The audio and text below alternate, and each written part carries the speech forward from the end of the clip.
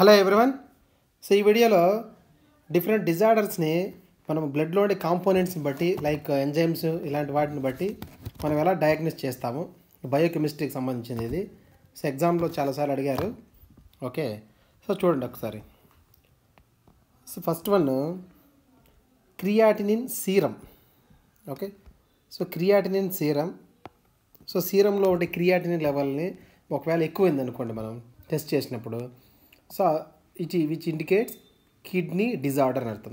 దీని ఎలా గుర్తుపెట్టుకోవచ్చు అంటే క్రియాటినిన్ సీరం కదా, క్రియాటినిన్ సీరం కే అంటే సిఎస్కే ఉంది కదా, Chennai super kings IPL team, అలా గుర్తుపెట్టుకోవచ్చు మనం.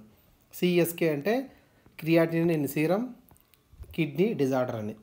నెక్స్ట్ బన్ టెస్ట్ ఇంకొకటి ఉంది కిడ్నీ డిజార్డర్స్కే, blood urea and nitrogen. So BUN test for kidney disorders. So bun kidney చూడడానికి ఒకేలా ఉంటాయి కాబట్టి so BUN test for kidney disorders అని గుర్తుపెట్టుకోవచ్చు. నెక్స్ట్ వన్ కార్డియక్ డిజార్డర్స్కి మనకు 3 టెస్ట్లు ఉన్నాయి.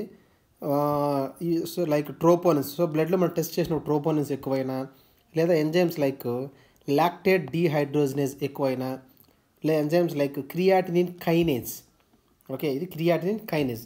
ఈ 3 ఏది ఎక్కువైనా కూడా it indicates cardiac disorders. Sometimes మీకు ఎగ్జామ్ పాయింట్ ఆఫ్ వ్యూలో మయోకార్డియల్ ఇన్ఫార్క్షన్ అని కూడా ఇస్తుంటారు. Okay, so troponins very very important, ఇది గుర్తుపెట్టుకోండి ఇక్కడ. సో దీన్ని మనం ఎలా గుర్తుపెట్టుకోవచ్చు అంటే టీఎల్సీ అని గుర్తుపెట్టుకోవచ్చు. ఫార్మాస్యూటికల్ మన అనాలిసిస్లో క్రోమటోగ్రఫీలో థిన్ లేయర్ క్రోమటోగ్రఫీ అని వస్తుంది, టీఎల్సీ. సో అలా గుర్తుపెట్టుకోవచ్చు, thin layer chromatography, TLC, cardiac disorders అని. So troponins, lactate dehydrogenase, creatinine kinase. Okay, so creatinine kinase కూడా ఈజీగా గుర్తుపెట్టుకోవచ్చు, సికే అని గుర్తుపెట్టుకోవాలి యాక్చువల్గా. Okay, so C for cardiac disorders, CK means creatinine kinase, ఎలా కూడా గుర్తుపెట్టుకోవచ్చు. Next important one. సో చూడబోయే ముందు మీకు ఆర్ఆర్బీకి కానీ డ్రగ్ ఇన్స్పెక్టర్కి వాట్సాప్ గ్రూప్ క్రియేట్ చేశాను. సో వాట్సాప్ గ్రూప్ లింక్ డిస్క్రిప్షన్లో ఇచ్చాను, జాయిన్ అయ్యి మీకు కొన్ని ఇంపార్టెంట్ పాయింట్స్ మీరు రోజు పంపిస్తూ ఉంటారు. ప్లస్ మీకు ఏదైనా డౌట్స్ ఉంటే క్లారిఫై చేసుకోవచ్చు. సో నెక్స్ట్ వన్ చూడండి, ట్రాన్స్ అమినేజెస్. సో ట్రాన్స్ అమినేజెస్ అంటే ఎంజైమ్స్ ఇవి. So transaminases 2 types, SGOT, SGPT. Okay, serum glutamate oxaloacetate transaminase, serum glutamate pyruvate transaminase. Okay, so SGOT levels ఒకవేళ బ్లడ్లో ఎక్కువ అయ్యాయి అనుకోండి, it indicates cardiac disorders. So దీన్ని ఎలా గుర్తుపెట్టుకోవాలంటే ఎస్జిఓటిలో ఎస్జిఓటి, ఎస్జిపిటి. సో ఎస్జిపిటి అంటే లివర్ డిజార్డర్ సంబంధించింది.